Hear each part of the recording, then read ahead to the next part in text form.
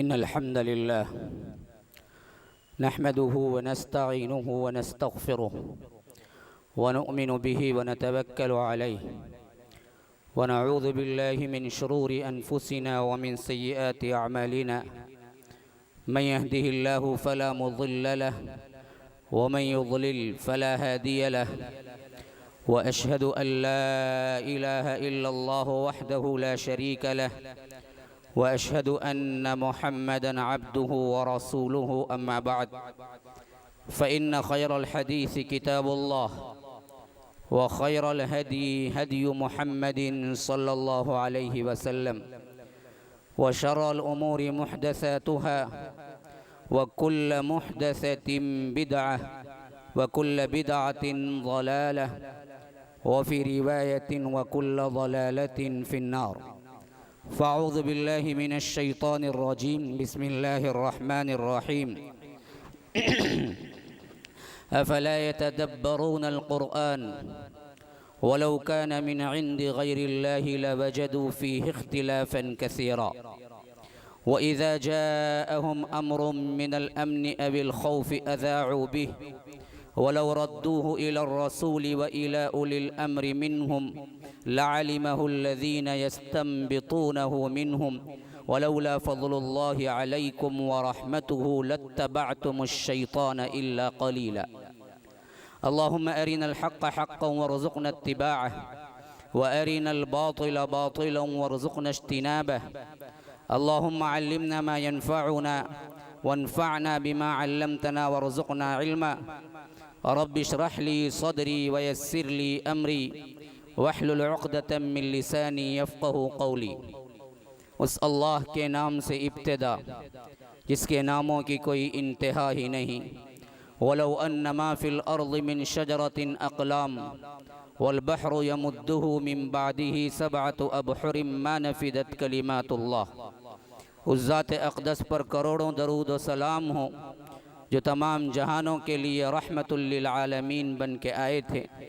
अल्लाहुम्मा सल्लि अला मुहम्मद व अला आलि मुहम्मद कमा सल्लैता अला इब्राहीम व अला आलि इब्राहीम इन्नका हमीदुम मजीद व बारिक अला मुहम्मद व अला आलि मुहम्मद कमा बारकता अला इब्राहीम व अला आलि इब्राहीम इन्नका हमीदुम मजीद। बरदरान इस्लाम, वाजिबुल एहतराम बुज़ुर्गों, दोस्तों, अज़ीज़ साथियों, अल्लाह तबारक व तआला ने इस इस्लाम जैसी नेमत को हमें अता किया तो जनाब मुहम्मदुर रसूलुल्लाह सल्लल्लाहु अलैहि वसल्लम पर इसकी शरीयत को नाजिल किया। पहले दिन से जिस हैसियत से इस्लाम की बढ़ोतरी नशर व इशाअत हुई वो अगर तारीख़ इस हैसियत से देखती है कि बिल्कुल एक ज़ईफ़ बच्चा हज़रत अली और एक सिन्फ़ नाजुक की एक औरत खदीजतुल कुबरा और एक अबू बकर सिद्दीक़ और इसी तरह ग़ुलामों में एक ज़ैद इब्न हारिसा, इन चार लोगों से मक्के के उस वादी के अंदर जब जनाब मुहम्मद रसूलुल्लाह सल्लल्लाहु अलैहि वसल्लम ने ऐलान किया कि मैं पैगंबर हूँ, मैं अल्लाह का नबी हूँ और मेरे ऊपर अल्लाह तबारक व तआला की वही उतरती है, क़ुरआन उतरता है, तुम इसको मानो और आखिरत की तैयारी करो। एक दिन मरना है, फिर इसके बाद तुम्हारा हिसाब होना है। इन्नकुम लतमूतून कमा तनामून व तुबअसून कमा तस्तयक़िज़ून व तुहासबून बिमा तअमलून सुम्मा इन्नहा लजन्नतुन अबदा औ लनारुन अबदा। जैसे हर रात तुम सोते हो इसी तरह मर जाओगे, जैसे हर दिन तुम उठते हो उसी तरह एक दिन उठा खड़ा किए जाओगे और उसके बाद तुम जो कुछ करके आए हो इसका हिसाब तुम्हें देना होगा। अच्छा होगा तो तुम्हारे लिए जन्नत होगी, बुरा होगा तो तुम्हारे लिए जहन्नम होगी। ये सबसे पहला पैगाम है। जो मुहम्मदुर रसूलुल्लाह सल्लल्लाहु अलैहि वसल्लम ने दिया। तो इसके नतीजे में जो तहरीक उठी, इसके नतीजे में जो वलवला, जो इनकलाब बर्पा हुआ, वो एक बच्चा, एक जवान और एक ग़ुलाम, एक औरत से शुरू हुआ। तो कोई नहीं कह सकता था कि 1400 साल बाद करोड़ा करोड़ इसके नाम लेवा होंगे और जगह जगह, खैमा खैमा, घर घर, बस्ती बस्ती इस इस्लाम की पहुँच होगी और अल्लाह तबारक व तआला इस इस्लाम को गलबा अता करेगा।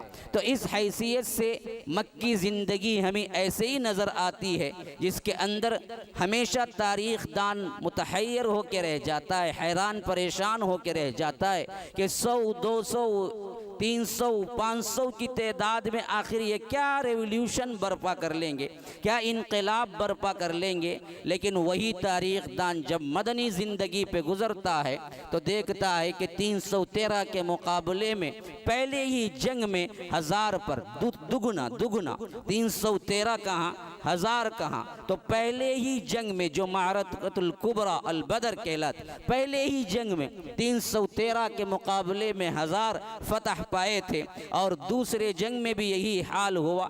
तीसरे में तो वाज़े तौर पर यह निशानी मिल गई, ये गालिब होकर रहना है। ग़ज़वा खंदक इधर 3000 हैं, उधर 10,000 हैं, साजो सामान से लेस हैं और मैदान बहुत वसी है और हर तरफ की बैरूनी सपोर्ट अंदर मौजूद है। लेकिन यहाँ पर फ़ख्र फाका है, अल्लाह के रसूल सल्लल्लाहु अलैहि वसल्लम भी 2 पत्थर बांधे हुए हैं, इस वास्ते के भूख से निढाल है, पेट और पीठ दोनों एक हो चुके हैं, खड़ा होने की सख्त ताकत नहीं है। इस वास्ते पत्थर बांध के अल्लाह के रसूल सल्लल्लाहु अलैहि वसल्लम खंदक खोद खोद के ला रहे हैं और इधर सहाबा भी अपने पेट पे पत्थर बांधे हुए हैं। जब मजबूर हो जाते हैं, भूख से बेहाल हो जाते हैं, तो सहाबी रसूल अल्लाह के रसूल सल्लल्लाहु अलैहि वसल्लम से आके कहते हैं कि भूख से फाका है, दुआ कीजिए या कोई और चीज़ क्या है हमारे लिए खाने की तैयारी कीजिए। तो अल्लाह के रसूल अपना दामन उठा के कहते हैं कि तुम एक पत्थर बंधे हुए हो, मैं 2 पत्थर बंधा हुआ हूँ। 5 हिजरी का ग़ज़वा अहज़ाब, ऐसी कसम पुरसी की हालत, न इस जैसा कोई और लश्कर रहा होगा, न इतनी तकलीफ़ें उठाया होगा। लेकिन नतीजा क्या? नतीजा बिल्कुल बरअक्स। 10,000 का लश्कर, ये 3,000 के फाका ज़दा लोग, लेकिन नतीजा क्या? फतह पे फतह। दुश्मन मुंह फेर के भाग गया। 15 दिन के मुहासरे के बाद इस हद तक तितर बितर हुआ, इस हद तक दहशत तारी हुई कि बड़ा बड़ा कोई सरदार भी उनका क्या है वहाँ ठहर न सका और आसमानों से ऐसी मदद आई, ऐसी ज़ोरदार आंधी चली कि कोई अपने खेमे को तक वहाँ पर कायम न रह सका और सब के सब क्या है ख़त्म हो के रह गए। अल्लाह के रसूल सल्लल्लाहु अलैहि वसल्लम ने फरमाया, इस जंग के बाद कुरैश को कभी हिम्मत नहीं होगी हम पर हमला करने की। ये आखिरी हमला है जिस पर इन्होंने क्या है पेशकदमी की है। इसके बाद अगर होगा तो वो मैं जाऊंगा। और तारीख़ ने साबित कर दिया कि अल्लाह के रसूल सल्लल्लाहु अलैहि वसल्लम के ज़ुबान मुबारक से निकली हुई बात पत्थर की लकीर होती है, कभी वो टल नहीं सकती, ना उसके अंदर झूठ शामिल है, होकर रहेगा। तो अल्लाह के रसूल सल्लल्लाहु अलैहि वसल्लम इसी ज़माने की बात है। बड़ा अहम है मेरे टॉपिक और मेरे मजमून से वाक़िया, ताकि आप लोग ये ना समझें कि मैं अपना मजमून भूल गया हूँ। मैं अपने मजमून की तरफ आ रहा हूँ। ग़ज़वा हिंद के सिलसिले में बाज़ बातें आपको बतानी है जो बहुत अहम है और उन बातों की तरदीद करनी है जो मशहूर हो गई है। लेकिन उससे पहले इन वाक़ियात को आप जहन में रखें ताकि मजमून मुकम्मल तौर पर समझ आए। उसी ज़माने का वाक़िया जिस ज़माने में अल्लाह के रसूल सल्लल्लाहु अलैहि वसल्लम 3,000 के तादाद में फाका ज़दा और मदीने के अंदर गोया के महसूर हो गए 10,000 के मुकाबले में, और कहीं से कोई मदद, बल्कि तारीख़ तो यही जानती थी कि अब यहाँ पर रुए ज़मीन पर मदीने का नामो निशान मिट जाएगा, ईंट से ईंट बजा दी जाएगी, शायद कोई रहे ज़िंदा या न रहे, इस्लाम तो पक्का मिटने वाला है। ऐसे वक्त में अल्लाह के रसूल सल्लल्लाहु अलैहि वसल्लम ने जो खंदक खोदने का आर्डर दिया, हुक्म दिया, वहां पर एक चट्टान आ गई। सहाबा तोड़ने की कोशिश कर रहे हैं, लेकिन चट्टान क्या टस से मस नहीं, इतनी मजबूत तरीन खुलाड़ा टूट जाता है, लेकिन चट्टान टूटने का नाम नहीं लेती। यहाँ तक कि अल्लाह के रसूल सल्लल्लाहु अलैहि वसल्लम को इतला दी गई। अल्लाह के रसूल सल्लल्लाहु अलैहि वसल्लम खुद हथौड़ा उठा के आए। नबी रहमत जनाब मोहम्मद रसूलुल्लाह सल्लल्लाहु अलैहि वसल्लम सादिकुल मस्दूक, जो कहा वो होकर रहेगा। वमा यंतिकु अनिल हवा इन हुवा इल्ला वह्यु यूहा, वो अपने ख्वाहिश नफ्स से कुछ नहीं बोलते, बोलते हैं तो वही इलाही से बोलते हैं। तो जैसे ही अल्लाह के रसूल सल्लल्लाहु अलैहि वसल्लम ने पहला हथौड़ा लगाया, चट्टान एक तरह टूट सी गई, दरारें से पड़ गई, और उसमें से गोया कि कभी कभी आप लोहा और पत्थर मिला के देखें, चिंगारी निकलती है। लोहा और पत्थर की नोक से चिंगारी निकलती, तो ऐसे ही चिंगारी से वो चट्टान दो टुकड़े हुई। तो अल्लाह के रसूल ने कहा कि इस शोले के अंदर मुझे सुर्ख महल दिखाया गया।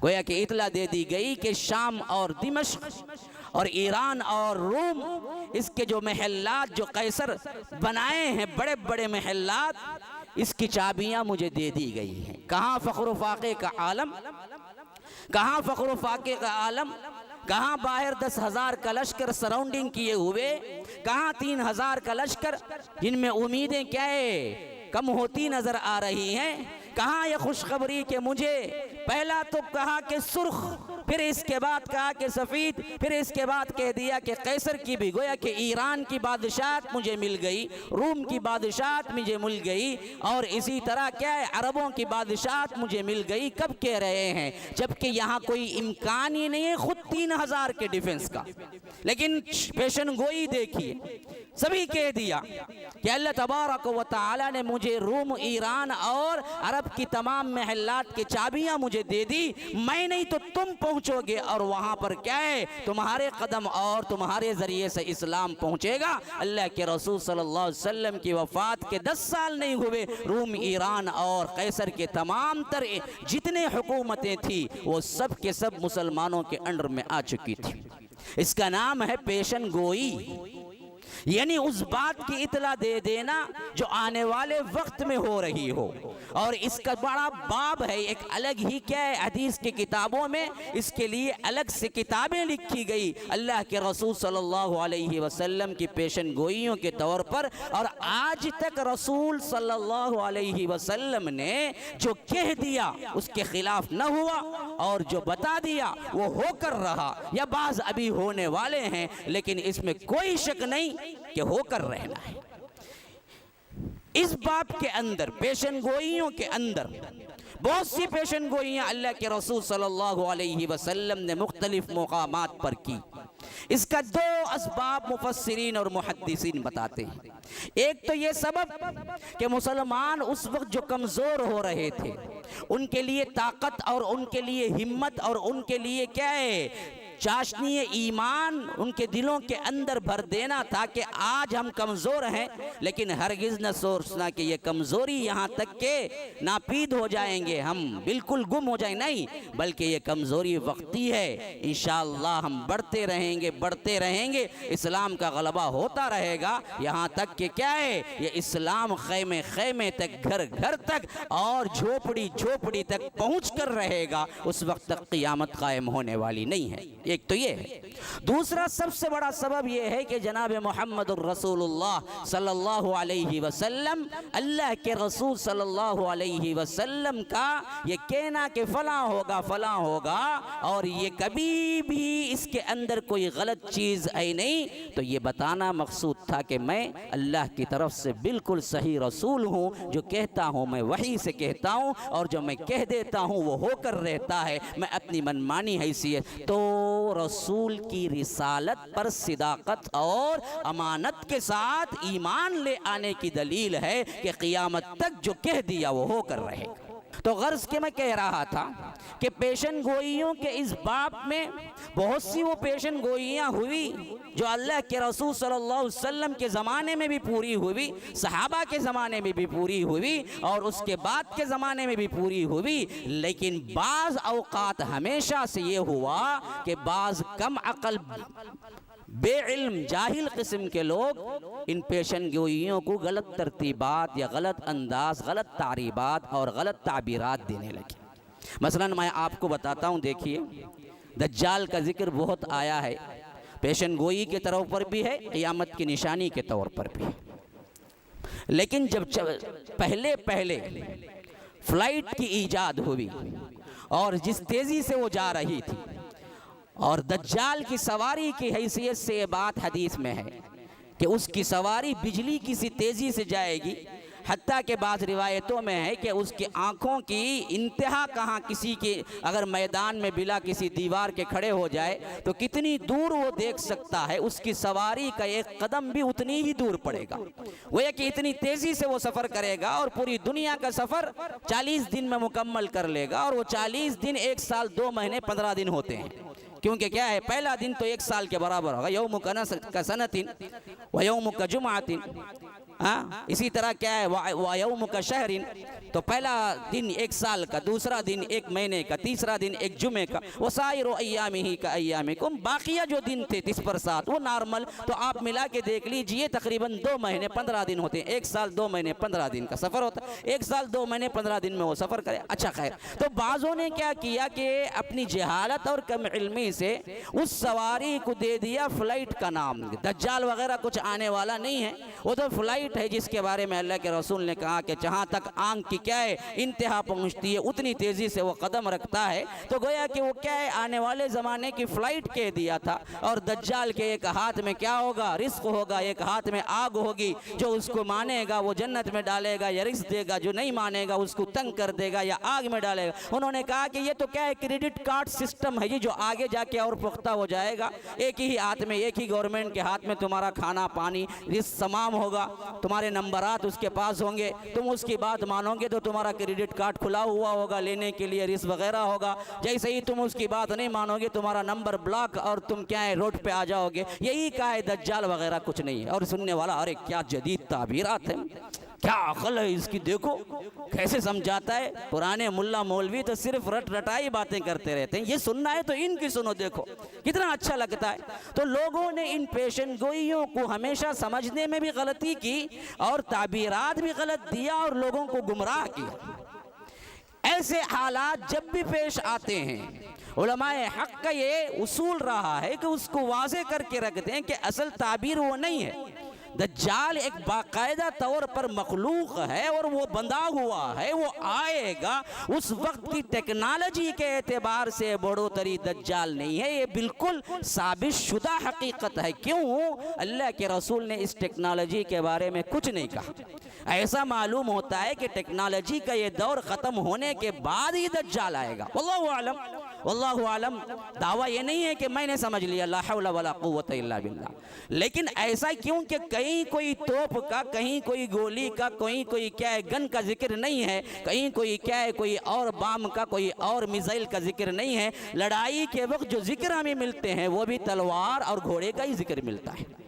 दज्जाल के साथ हजरत ईसा जो मुकाबला करेंगे वो मुकाबले में भी तलवार ही का जिक्र मिलता है। तो गोया कि ये जो तरक्की का ज़माना आगे जा रहा है, कोई इंतहा है जहाँ पर क्या है ये तरक्की टूट जाएगी, फिर वही इंतहा को पहुँचेगा इस इंसान जो पहले था। फिर इसके बाद वो अहम निशानियाँ शुरू होंगी, जो निशानियाँ हैं अल्लाहु आलम। लेकिन हम ताबीर तो दे नहीं सकते कि हम 100% ऐसे ही होगा। ये कहना गैब का दावा करने के बराबर है, जिससे उलमाए इस्लाम ने हमेशा रोका है।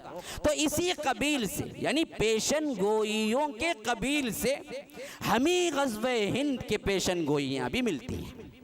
अब ज़रा अच्छी तरह समझो, मैंने इस वास्ते ही क्या किया था, दौरे हाजिर को लाने से पहले अल्लाह के रसूल सल्लल्लाहु अलैहि वसल्लम के दौरे मुबारक की पेशन गोइयों के बारे में आपको एक हद तक समझा दिया ताकि खाका जहन में बैठ जाए।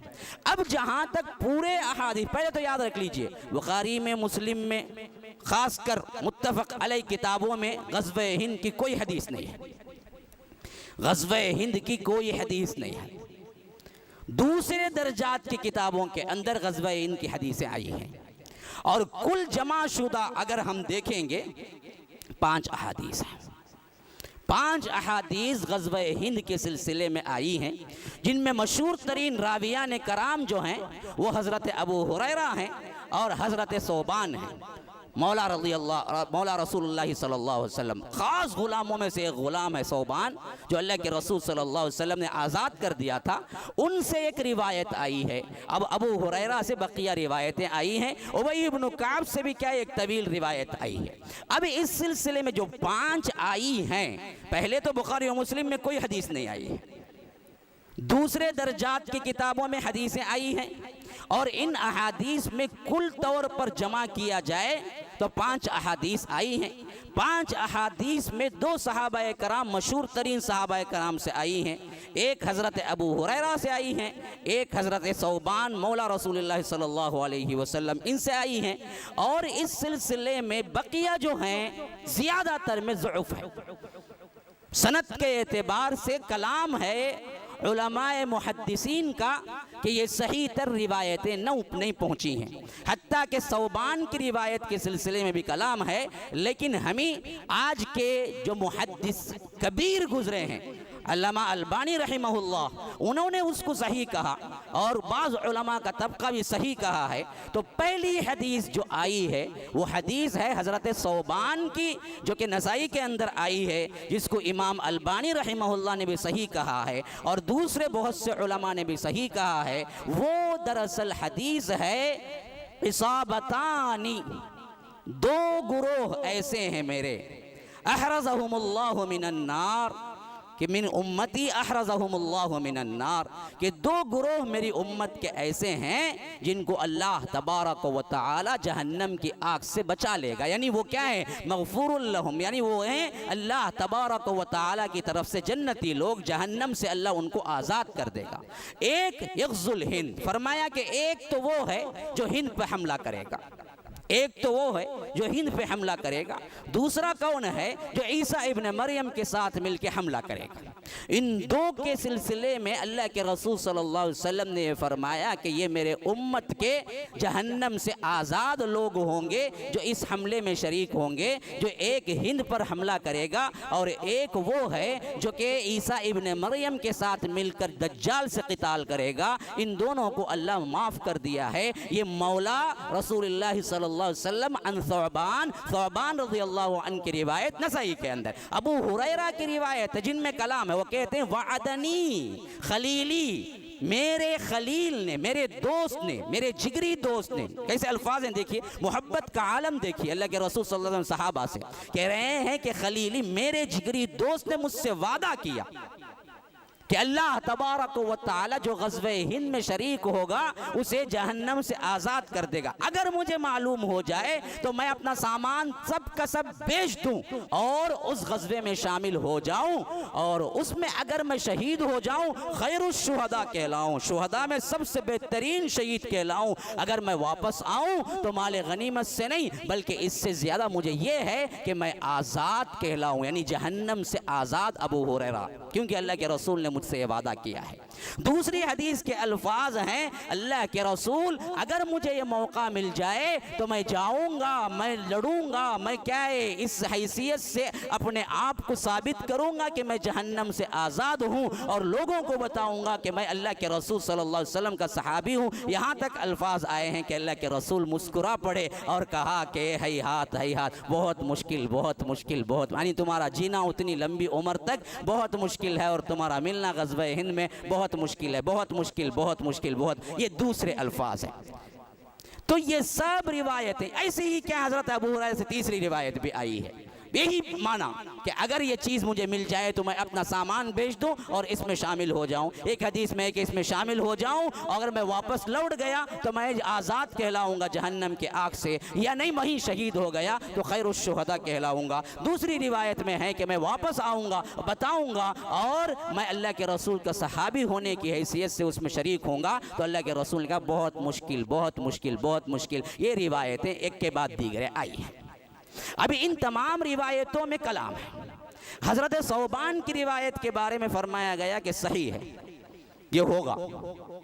अब आइए, हो गया या होने वाला है या अगर कोई और चीज़ है जिसको गलत, ग़ज़वे हिंद ही नहीं है असल में, कोई और चीज़ है जो समझ लिया गया है।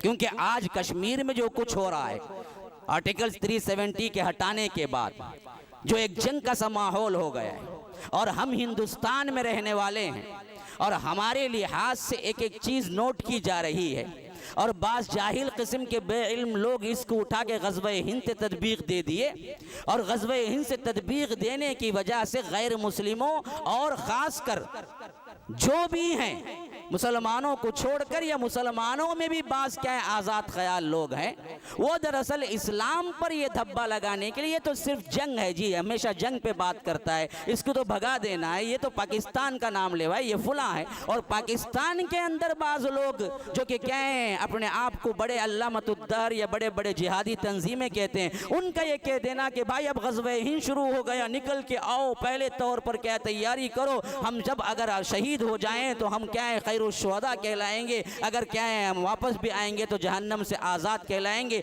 इस हैसियत से बातें करना और ये गैर मुस्लिमों तक पहुँचना और मुसलमानों से उनका सवाल होना, तो हम आवाम बेचारी क्या जानती है, परेशान होकर खड़े होना और हमको क्या है वतन का नारा देना, और क्या है मोहब्बत नहीं है इसका नारा देना, या वतन के ख़िलाफ़ तुम लोग हमेशा काम करते हो। इन नारों से क्या है यूट्यूब में भरे हुए अल्फाज हैं। इस वास्ते मैंने मुनासिब समझा कि ये तमाम चीज़ें क्लियर कट आपको समझा दूं। पहली चीज़ आप जहन में रख लें, इन सियासी झगड़ों से ग़ज़वे हिंद का कोई ताल्लुक़ नहीं है, कोई ताल्लुक़ नहीं है, कोई ताल्लुक़ नहीं है। पहली चीज़ समझ जाए, ये जो कुछ भी बॉर्डर पे हो रहा है, कोई अल्लामतुद्दहर उधर का प्राइम मिनिस्टर हो, कोई क्या है फिरौन जैसा शख्स इधर का प्राइम मिनिस्टर हो, तब भी वो ग़ज़वे हिंद नहीं है, नहीं है, नहीं है। ये सियासी झगड़े जो हो रहे हैं, ये असल में ग़ज़वे हिंद कभी है ही नहीं, ना इसकी तरफ कोई हदीस में इशारा है। पहली चीज़ समझ लीजिए। इसके लिए ले आके आज के दौर में उससे मुताबिकत कर देना कि ये ग़ज़वे हिंद की शुरुआत है, ये जहन्नम से आज़ाद होने का सबसे बड़ा मौका है, आओ जमो, या यहाँ के लोग क्या है बाज़ नौजवान को मुश्ताल करना, या वहाँ के लोग ये दावा कर देना कि अब शुरू हो गई मैं कश्मीर, हालांकि ये कोई पेशन गोई या कोई आखिरी क्या है एक नुक्ता इशारा भी अहादीस में नहीं मिलता। इस हैसियत से आप साफ कह सकते हैं, कोई भी पूछने वाले हिंदुस्तानी को हम ना इसके कायल हैं, ना अहादीस में इसका इशारा है, कोई चीज़ नहीं। पहले तो ये गुफ्तगू बुखारी और मुस्लिम में नहीं है, दूसरी दर्जे की किताबों में है, और कुल मिला के मजमुआ ख़जाना जो जमा है वो 5 अहादीस पर, जिसमें 3-4 के बारे में कलाम है मुहद्दिसीन का, और एक के बारे में अलबानी ने बिल्कुल सही कहा है और बाज़ उलमा ने सही कहा है, और उसमें सिर्फ इतना है कि 2 ग़ज़वे, 2 इसाबतें, 2 जमाअतें मेरी उम्मत के आज़ाद हैं, एक ग़ज़वे हिंद और एक क्या है ईसा इब्न मरियम के साथ जो लड़ेंगे। अच्छा, इन तमाम मजमुआत को क्या इससे पहले के मुहद्दिसीन नहीं समझे? हम ही 2019 के मुहद्दिसीन ही समझ सकते हैं? ऐसी बात नहीं है, पहले चीज़ याद रख लीजिए। इसको पहले से आने वाले मुहद्दिसीन और तारीख़दान और ऊंचे दर्जे के इमाम इब्न कसीर रहिमहुल्लाह, इमाम इब्न असीर रहिमहुल्लाह, जिन्होंने क्या है किताबें अपने ज़माने तक तारीख़ की लिख दी, वो भी पढ़े समझे। इस वास्ते हमें क्या है पहले समझने से उनकी समझ को अहमियत देना, मुकद्दम रखना ज़रूरी है कि उन्होंने इसको क्या समझा और क्या लिखा। अच्छा, तीसरी बात याद रख लीजिए, मजमूई तौर पर इन तमाम अहादीस को जमा करने से 3 बातें आती हैं जो कि उलमाए मुहद्दिसीन और मुफस्सिरीन की तरफ से हमको ऑथेंटिकेशन के साथ मिलती है। जाविद की कोई ज़हनियत नहीं है जो मैं यहाँ बयान कर रहा हूँ, ये जो भी है हवालों के साथ बयान कर रहा हूँ, जाइए आप खुद जाके पढ़ लीजिए अल-बिदाया व निहाया इब्न कसीर के अंदर, और इसी तरह सालेह अल-मुनज्जिद का जो अगर ऑनलाइन फतवा है उसके अंदर ग़ज़वे हिंद डाल के आप पढ़ लीजिए, उन्होंने क्या हवालात दिए हैं, वही हवाला जात मैं आपके सामने पेश कर रहा हूँ। पहला जो मामला है वो ये कि ग़ज़वे हिंद हो चुका, अब्दुल मलिक बिन मरवान के ज़माने में मोहम्मद बिन कासिम का आना और यहाँ पर क्या है इस्लाम का आना है, ग़ज़वे हिंद मुकम्मल हो चुका। अब कोई ग़ज़वे हिंद होने वाला नहीं है। दूसरी राय ये है अगर वो नहीं है वलो बिलफर ग़ज़वे हिंद वो होगा जो क़ियामत की निशानियों में से एक निशानी है, जिसमें सराहतन के साथ क्या है बाज़ अहादीस आए हैं कि उस वक्त जब ग़ज़वे हिंद ख़त्म करके लोग वापस पलटेंगे तो उस वक्त हज़रत ईसा नाजिल हो चुके होंगे। गोया कि अब वो ज़माना है ही नहीं, वो बहुत बाद आने वाला कोई ज़माना है जिसमें ये लोग ग़ज़वे हिंद करके पलटेंगे तो वहाँ हज़रत ईसा से मुलाकात हो जाएगी। गोया कि दज्जाल आने के बाद का आखिरी ज़माना है, कोई ज़माना। तीसरी राय उलमा की यह है कि ग़ज़वे हिंद से मुराद हिंदुस्तान है ही नहीं। क्यों? अरब में हिंद दो तरह का बोला जाता था। एक हिंद तो हिंदुस्तान के इस इलाके को ये भी बोला जाता था, लेकिन उमूमन साहबा कहते हैं कि हम हिंद से मुराद बसरा लेते थे जो कूफे के करीब है। और बसरा ईरान का गोया कि क्या है, यूं समझिए कि दरवाज़ा दाखिल होने का है। तो ईरान की जो जंगें हुई और जो फतूहात हुई हज़रत उमर के ज़माने में, उसकी तरफ इशारा है कि यहाँ पर तुम पहुँचोगे और यहाँ के लोगों को तुम क्या करोगे, फतह करोगे, माल गनीमत लोगे। तो ये जंगें भी सहाबा के दौर में हो चुकी हैं। ईरान पूरा फतह हो चुका है, रोम पूरा फतह हो चुका है, ये बिल्कुल मुकम्मल ख़त्म हो चुका है। इसकी कोई आसार आने वाली ज़िंदगी में कहीं नहीं है। ये तीन बातें हैं। एक ग़ज़वे हिंद अब्दुल मलिक बिन मरवान के ज़माने में मोहम्मद बिन कासिम रहमहुल्लाह आए, हो गया 715 फतूहात हो गए। दूसरा ग़ज़वे हिंद होगा लेकिन वो क़ुर्ब क़ियामत की निशानियों में से है, हज़रत ईसा उस वक्त होंगे। यानी जो लश्कर यहाँ करेगा वो लश्कर जाके हज़रत ईसा से मिल जाएगा, जो कि आज के ज़माने में मुमकिन नज़र नहीं आ रहा है कोई भी। तीसरा ग़ज़वे हिंद से मुराद हिंद है ही नहीं, हिंद से मुराद यहाँ बसरा है, वो बसरा जंगें हो चुकी हैं। अच्छा, अब तीसरे तौर पर एक और हदीस को लेकर बाज़ लोग यहाँ मुंतबिक करते हैं, वो ये है कि यहाँ पर क़िताल होगा और यहाँ के राजाओं को, बल्कि क्या है मलिक का लफ्ज़ आया है, बादशाहों को पाबा जंजीर यानी संकली डालकर, बेड़ियां डालकर, कैदी बनाकर ये लोग अपने बादशाह के पास पहुंचेंगे, यानी कौन, खलीफे के पास पहुंचेंगे। और उस वक्त अल्लाह उनको भी माफ करेगा, इनको भी माफ करेगा। गोया कि उनको हिदायत दे देगा, किनको, जो हिंद के राजाओं को ये कैदी बना के अपने खलीफा के पास पेश किए, तो वो खलीफा इनको माफ करेगा या अल्लाह हिदायत दे के उनको मुसलमान बना देगा। फिर इसके बाद पूरे हिंदुस्तान में इस्लाम का माहौल होगा। ये एक पेशन गोई आ रही है। अगर उस पेशन गोई को भी 2019 या 18 के इन कश्मीर के झगड़ों को मुंतबिक किया जाए तो वो भी जमता नहीं। क्यों? यहाँ ना राजाओं का सिस्टम है ना बादशाहों का सिस्टम है। वो सिस्टम 200 साल पहले था। उसके बाद जो ख़त्म हुआ आखिरी बहादुर शाह जफ़र, हमारे हिसाब से अगर वहाँ के राजा दाहिर वगैरह मोहम्मद बिन कासिम के ज़माने में जो हिंदू राजा थे उस दौर का अगर हिसाब किया जाए तो याद रखिए यहाँ से तकरीबन 800 साल पीछे जाना पड़ेगा, तब कहीं जाके राजाओं का और क्या है हिंदू बादशाहों का छोटे छोटे कबाइल का जिक्र मिलता है, वरना तो वो सिलसिला ख़त्म होकर ज़माना हो गया। इसी वजह से सालेह अल मुनज्जिद इसके बारे में क्या है तशरीह करते हुए, जो कि क्या है अरब उलमा में सबसे बेहतरीन फतावा ऑनलाइन चला रहे हैं, उन्होंने ये चीज़ तदबीक दी है। उन्होंने कहा कि असल मसला क्या है, ग़ज़वे हिंद के जितने अहादीस आए हैं पहले समझना चाहिए कि इन अहादीस में ज़ुअफ़ है, लेकिन सौबान की रिवायत बिल्कुल सही है।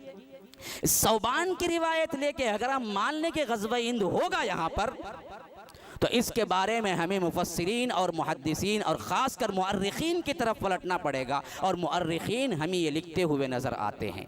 तफ़सीर इब्न कसीर अल-बिदाया वन-निहाया का हवाला देते हुए कहते हैं, अल्लाह उनको जज़ाए खैर दे, बहुत अच्छी बेहतरीन तशरीह कर रहे हैं इस हदीस की कि हिंद पर हमला होगा। कैसे होगा? कहते हैं कि इसकी सबसे पहली शुरुआत मोहम्मद बिन कासिम से हो गई। मोहम्मद बिन कासिम जब आए थे वहां पर 17 पर 4 हिजरी, हाँ 74 अब्दुल मलिक बिन मरवान। और ये मामला वही है जो मैं बता रहा हूँ कि 715 के आसपास ईस्वी एतबार से उन्होंने जब हमला किया यहाँ पर, बेआईन ही वही चीज़ थी जो हदीस में आया है कि राजाओं और बादशाहों का मसला था, छोटे छोटे, और ख़ास कर पूरे के पूरे हिंदू राजा थे। मुसलमानों का ना ख़ानदान ग़ुलाम आया था, ना लूधी ख़ानदान आया था, ना गज़नवी ख़ानदान आया था, ना उसके बाद मुग़ल ख़ानदान आया था, ना कुछ 4-5 ख़ानदान मुसलमानों के हिंदुस्तान पर हुकूमत किए हैं। आपको मालूम होना चाहिए, एक हुकूमत नहीं चली हमारे हिंदुस्तान पर। हिंदुस्तान पर तकरीबन मुसलमानों के भी 4-5 ख़ानदान हैं। इसमें ख़ानदान ग़ुलामान सबसे पहले है, फिर इसके बाद लूधी ख़ानदान है, फिर लूधी ख़ानदान से छीना हुआ ही मुग़ल ख़ानदान गज़नवी ख़ानदान है, और महमूद गज़नवी के बाद फिर आके क्या है जिन्होंने पायेदार हुकूमत की वो क्या है, मुग़ल ख़ानदान है बाबर का। फिर बाबर से लेके जो चला था आखिरी तक बहादुर शाह ज़फ़र तक वो एक ही ख़ानदान था। उनकी अगर हुकूमत हम कैलकुलेशन करें तो वो 300 साल है। इससे पहले के 800 साल हुकूमत जो हिंदुस्तान के थे, इससे पहले के 500 साल अलग ख़ानदानों की थी। और ये मुसलमान पर ही मुसलमान हमला हुए। और ये भी समझ लीजिए, ये ख़ानदान ग़ुलामान से लूधी को आया, लूधी से क्या है गज़नवी को आया, गज़नवी से बाबर को आया। तो उस वक्त हिंदुस्तान पे हुकूमत करने वाले खुद मुसलमान ही थे, मुसलमान ही हमलावर भी थे। ये सियासी लड़ाइयाँ थी। इसी वजह से मैं आज भी कहता हूँ इन सियासी लड़ाइयों से कोई ताल्लुक़ ग़ज़वे हिंद से नहीं है, ग़ज़वे हिंद से नहीं है, ग़ज़वे हिंद से नहीं है। हाँ, तो अब समझिए, वो कहते हैं कि इमाम इब्न कसीर रहमहुल्लाह ने इसको बाकायदा तौर पर तशरीह की है इस हदीस में कि उन्होंने कहा कि पहले तो मोहम्मद बिन कासिम आए, वो वही कंडीशन था जो राजाओं का था, और उनके हैसियत से उन्होंने जो कुछ इस्लाम को फैलाया। और एक लफ्ज़ हदीस में सिंध भी आया है, सिंध भी आया है, सिंध व हिंद दोनों अल्फाज आए हैं। तो मुफस्सिरीन कहते हैं सिंध जो जिक्र हुआ और मोहम्मद बिन कासिम जिस एरिए में आए वो भी वही सिंध था जो आज हिंदुस्तान में है ही नहीं। वो जितना कुछ इलाका था वो पाकिस्तान में है फिल वक्त, हिंदुस्तान में कोई इलाका नहीं है उसका। जो सिंध हो, जो बाद में मकरान हो, जो राजा दाहिर से जो बहुत बड़ी बड़ी जंग हुई वो हो, वो सब मुकाम आज का जो लाहौर है वही है।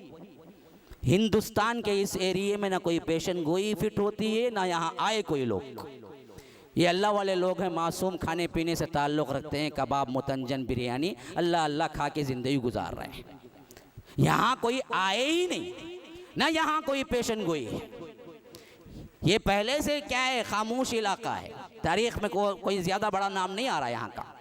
हाँ, वो इलाके थे जहाँ पर हो चुकी थी और वहाँ पर हमला हो गया, और वही हालत थी जब मोहम्मद बिन कासिम आए। हत्ता कि उनकी हुकूमत का दौरानिया मुख्तसर होने के बावजूद भी साफ मुअर्रिखीन लिखते हैं कि देवता जैसा समझते थे और उनका पुतला बना के पूछने के लिए तैयार थे यहाँ के लोग। उसी ज़माने का एक ताजिर है जिसने केरला में मस्जिद कायम की जो आज तक सबसे पहले हिंदुस्तान की मस्जिद शुमार होती है। ये वो इसी ज़माने का है जो कि बग़ैर किसी तशद्दुद, बग़ैर किसी हमले के मुतासिर होकर उसने क्या किया था, अपनी ज़मीन पे बनाया था, जो आज तक कायम है। तो उस वक्त गोया कि वो चीज़ बिल्कुल मुकम्मल हो गई जो अल्लाह के रसूल सल्लल्लाहु अलैहि वसल्लम ने फरमाया कि ये करेंगे भी हमला और साथ में पूरी सपोर्ट भी मिलेगी और राजाओं को कैदी बनाएंगे भी, और उसके साथ साथ क्या है, अल्लाह भी उन्हें माफ़ कर देगा और गोया कि उनको हिदायत दे देगा। हिदायत मिली बहुत से राजाओं को और उन्होंने खुद वहाँ के इस्लामी सल्तनतें बना दी। आप देखें कई ऐसे स्टेट हैं जहां पर पक्के हिंदू राजा थे, लेकिन असल में बाद में आज पूरी पूरी मुस्लिम परचाइयां हैं, मुस्लिम इमारतें हैं और मुस्लिम सहाफत है। क्यों? असल में क्या है, वो राजा ही दिल से इस्लाम को पसंद करके इस्लाम कबूल कर लिया। जैसे केरला में भी है, केरला साहिल पे पड़ता है, आप जाएं इसी तरह क्या है दूसरे इलाकों में उस तरफ जो साहिल पड़ता है गुजरात वगैरह, वहाँ पर भी यही हाल हुआ। एक ज़माने में हिंदू राज था लेकिन वो खुद अपने दिल से इस्लाम कबूल किए और उन्होंने क्या है वो दरवाजे जाके देखिए जब जहाँ अहमदाबाद के गेट पे अंदर एंट्री होती है, तकरीबन 500 साल 600 साल का बिल्कुल क्या है मुसलमानों की शक्ल में। आज तक वो जाली वाली मस्जिद जहाँ चाइना का कोई आया था तो वहाँ बिठा के क्या है हमारे वजीर आजम भी गुफ्तगू की और वो चाइना की एक जाल भी उनको तोहफतन दी। वो भी दरअसल क्या है एक राजा का बनाया हुआ है जो मस्जिद मैंने खुद जाके देखी थी, जहाँ पर वो बैठ के तारीखी तौर पर एक मस्जिद है। इतनी बारीक बीनी से जाली हाथ से बनाई गई है, जैसा वेंटिलेशन को क्या बनाया जाता है विंडो, वैसे हाथ से इतनी बारीक और आर्ट की शक्ल में बनाया है। तारीख के सबसे अनोखे तरीन अजायबात में शुमार होता है, जिसकी एक जाली गायब है। बकिया सब पुरानी जालियां हैं विंडोज में, एक नई जाली बना के लगाई हुई है उसी के बराबर, लेकिन असल देखने में पूरा डिफरेंट महसूस होता है, ये पुरानी है ये नई है। तो ये जो जितने भी तारीखी मुकामात हैं आप जाके देखें, खुद उन्होंने अपने दिल से किया है, तो ये चीज़ें अल्लाह भी उनको माफ़ कर देगा और वो लोग भी माफ़ कर देंगे। बिल्कुल मिज़दाक़ ये काम हो चुका है। अब कोई ग़ज़वे हिंद है ही नहीं। अब वलो बिल फर्ज अभी कुछ काम बाकी था जो ग़ज़वे हिंद के एतबार से अहादीस में जो बात आई है, तो इमाम इब्न कसीर रहमहुल्लाह तबारक व तआला उनकी कब्र को नूर से भर दे, वो कहते हैं कि फिर इसके बाद जो 957 में खासकर महमूद गजनवी जो आए थे, जो सुबुक्तगीन के बेटे थे, उन्होंने जो काम किया हिंदुस्तान में आकर, जैसा कि हम तारीख में पढ़ते हैं, बहुत मर्तबा उन्होंने क्या है हिंदुस्तान पर इस्लाम पहुंचाने के लिए काम किया और आए थे, तो उन्होंने बकिया जो काम पेंडिंग था वो कर दिया, बस मसला ख़त्म। अब उसके बाद जो कुछ भी सिलसिला चला आया हिंदुस्तान में, वो राजाओं का न था, न हिंदू राजा ज़्यादा थे, न जंगें हुई। वो अगर था भी तो मुस्लिम राजाओं का था। ख़ानदान ग़ुलामान आए, लूधी आए, फिर बाबर आए, फिर इसी तरह गजनवी ख़ानदान हुकूमतें करते रहे, फिर इसके बाद मुग़ल ख़ानदान हुकूमतें करते रहे, फिर इसके बाद क्या है अंग्रेज़ आ गए, अंग्रेज़ ने फिर हुकूमतें की 90 साल 100 साल के करीब, फिर इसके बाद आज़ादी मिल गई, आज़ादी के बाद तो डेमोक्रेटिक कंट्री हो गई, जमहूरियत आ गई सामने, और उसके बाद एक प्राइम मिनिस्टर और एक सिस्टम का सिलसिला चला जो अब चल रहा है। अगर इसमें कुछ और बाकी है तो क़ियामत की निशानियों में एक निशानी है। अल्लाहु आलम कब हो हज़रत ईसा का नुज़ूल और कब यहाँ फिर वो सिस्टम बिगड़े और वो बादशाहों का मामला आए या नहीं, तो कोई और ही अल्लाह तबारक व तआला उसमें से क्या है ताबीर निकाले। बहरे कैफ उस वक्त कुछ होगा भी हिंदुस्तान में तो वो लश्कर हज़रत ईसा इब्न मरियम के साथ मिल जाएगा। ये है ग़ज़वे हिंद की असल हकीकत, तारीख़ और अहादीस और मुफस्सिरीन और मुहद्दिसीन की रोशनी में। इसमें जावेद का कोई कलाम नहीं है। आपको अगर आपको हवाले हैं तो मैंने दे दिया है, सब जाके सर्च कर लें। अब बिला मामला ये तरद्दुद इस बात को तस्लीम कर लेना है कि आजकल के सियासी झगड़ों से ग़ज़वे हिंद का कोई ताल्लुक़ नहीं, नंबर एक। नंबर दो, वतन के एतबार से हमको क्या है बेकार की बातों में पढ़कर यहाँ के जो लोग हैं उन लोगों के दिमागों में इस तरह के जंगी जरासिम और जहरीलापन जाहिर करने की कोई ज़रूरत नहीं है, क्योंकि इसमें ना हमारा खैर है, ना इस्लाम का खैर है, ना उन अहादीस को यहाँ पर फिट करना है, क्योंकि वो फिट होते ही नहीं है। रहे दुश्मनाने इस्लाम या बाहर के ममालिक के वो फिट कर रहे हैं तो अल्लाह आलम अल्लाह जाने, लेकिन मुहद्दिसीन की हैसियत से ये बात बिल्कुल शराहतन बात साबित है कि ये सब चीज़ें सियासी हैं, इसका ग़ज़वे हिंद की अहादीस से कोई ताल्लुक़ नहीं है। तो अल्लाह के लिए आप लोग इस हैसियत को, इस मामले को समझें पहले, और कहीं बात उठी है तो आप समझाएं उसको कि ये वाक़ियात ये दरअसल 2019 के यहाँ का प्राइम मिनिस्टर वहाँ के प्राइम मिनिस्टर की तरफ इशारा जात नहीं है, ये न वो जंगों को हम क्या हैं, ये इस्लामी ग़ज़वे हिंद की जंगें हम मानते हैं, ना अहादीस का इसका सबूत मिलता है। ये दरअसल हो चुका, उसी के ज़रिए इस्लाम यहाँ आया, अल्लाह के फजल व करम से वो चीज़ें हम पर गुज़र चुकी, और उसकी वजह से ही आज एक ऐसा जमहूरी मुल्क होने के बावजूद भी जिसको पूरे इस्लामिक लॉ से हम डिक्लेयर नहीं कर सकते, फिर भी दुनिया की मुसलमान सबसे बड़ी नंबर 2 की आबादी हिंदुस्तान में। ये आबादी दो नंबर पे आने वाली हिंदुस्तान की आबादी वाले हिंदुस्तान को अल हिंद का खिताब कभी हदीस में नहीं मिला, याद रख लीजिए। जहाँ ग़ज़वे हिंद अल हिंद का खिताब आ रहा है, वो हिंद कौन सा था? हिंदुस्तान, पाकिस्तान, बांग्लादेश और अफ़गानिस्तान और तुर्कमानिस्तान और साथ में कुछ ओमान के इलाके मिलकर जो हिंदुस्तान अल हिंद अरब के दौर में था, उसको अल्लाह के रसूल ने कहा कि वहाँ ग़ज़वे हिंद होगा। वो उसी वक्त था जब मोहम्मद बिन कासिम आए थे। उसके बाद कोई और सिलसिला कभी बना ही नहीं, उसके बाद तो कटता चला गया। फिर इसके बाद आज ये बिल्कुल आखिरी हिस्सा जो हिंदुस्तान का बचा है, जिसमें कभी कोई आया ही नहीं। सहाबी आए की निशानी है तो वो भी क्या है, एक केरला को छोड़कर कहीं नहीं है। और साथ में जहाँ जहाँ जितने ममालिक पे हमला हुआ वो सब वो पाकिस्तान जो बना है वहाँ पर हैं, हिंदुस्तान में नहीं है। लाहौर, मकरान, सिंध ये पूरे के पूरे क्या हैं, वही हैं, यहाँ नहीं है कोई भी। तो वो इलाके भी अलग छट गए बाद में। तो हदीस में अल हिंद का जो खिताब मिला है वो ये हिंदुस्तान नहीं है जो आज हमारे अंदर, जहाँ मुसलमानों की सबसे बड़ी आबादी के लिहाज से दूसरी दुनिया की आबादी जो बसती है वो नहीं है। वो मुराद थी, वहाँ हो गया, मामला ख़त्म। आज उसका कोई आसार है न अहादीस में उसकी तदबीक है।